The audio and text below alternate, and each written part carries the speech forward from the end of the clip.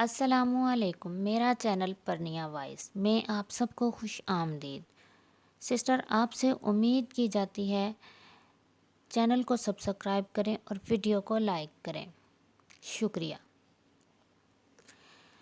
Sister, آج میں ایک ناول کے ساتھ آپ کی حاضر خدمت ہوں جس کا نام ہے جمالو۔ قسط نمبر 2۔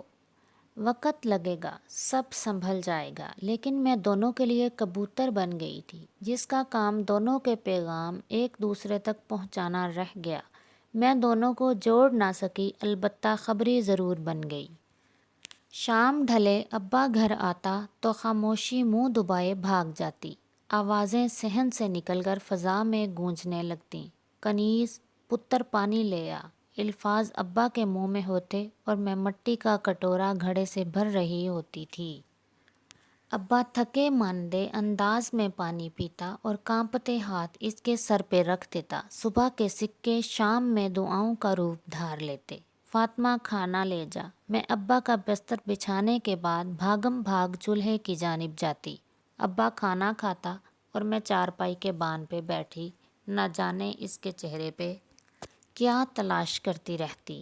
ابا روز بروز کمزور ہونے لگا۔ چند سفید بالوں کی سفیدی سارے سر کو لپیٹ چکی تھی۔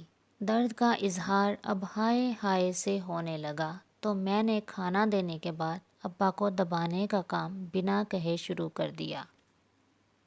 میں حیران نگاہوں سے اماں کا حسن دیکھتی جو ہائے ہائے سے مکمل انجان رہتا۔ حالانکہ فاصلہ ماپا جاتا تو درمیان میں صرف ایک میری چارپائی تھی۔ ابا، میں صبح تجھے ڈاکٹر کے پاس لے کر جاؤں گی۔ میرے لہجے میں خواہ مخواہ حکم کی جھلک دکھائی دینے لگی۔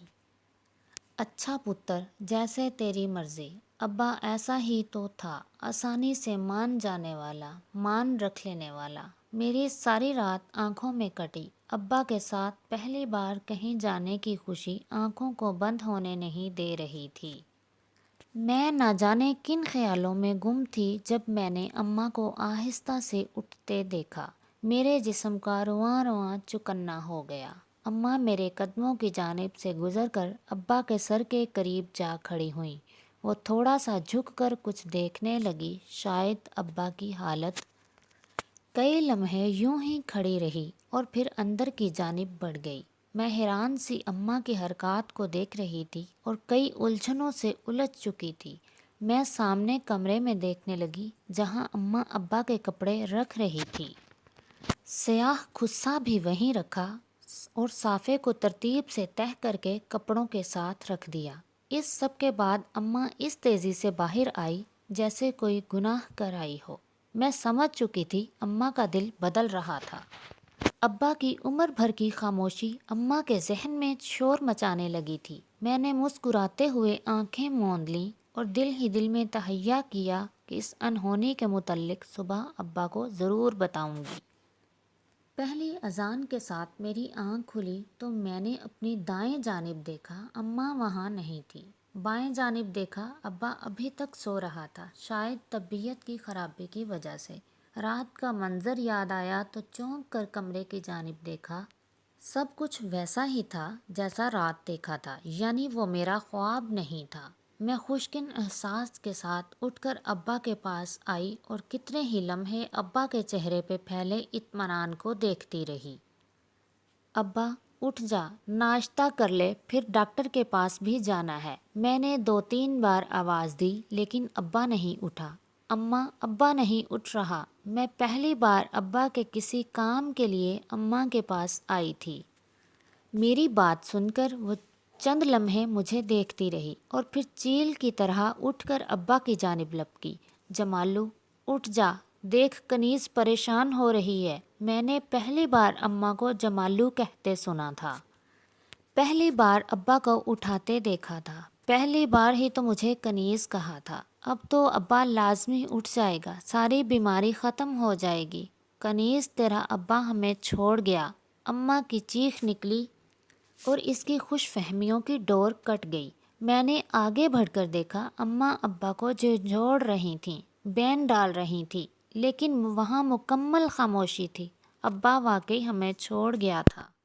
ابا کو لے جانے کے لیے کئی لوگ صحن میں اکٹھے تھے۔ صحن میں چیمگوئیاں اور اللہ اکبر کی صدائیں تھیں، بس کبھی کبھار زلیخا کے بین سنائی دیتے۔ میرے سر کا سائیں چلا گیا، جمالو مجھے چھوڑ کے چلا گیا۔ ہائے میری ایک آخری بات تو سنتا جاتا۔ ابا کی چارپائی صحن اور زلیخا کی آواز سے دور چلی گئی تھی۔ زلیخا صبر کر، کسی عورت نے تسلی کے دو بول بولے۔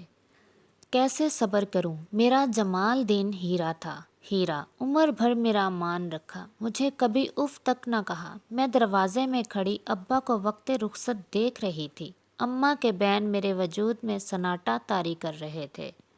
میری سماعتوں میں اماں کی آواز اور نگاہیں سامنے کمرے میں رکھے کپڑوں، کھسا اور صافے پہ تھیں۔ ہم کبھی کبھار بہت دیر کر دیتے ہیں اپنی میں مٹانے میں، واپس آنے میں، سب بھول کر نئے قدم اٹھانے میں، دل میں چھپی کئی باتوں کو کسی کے سامنے زبان پہ لانے میں، اظہار کرنے میں، اقرار کرنے میں، کسی کو سب کہہ سنانے میں کبھی کبھار بہت دیر کر دیتے ہیں۔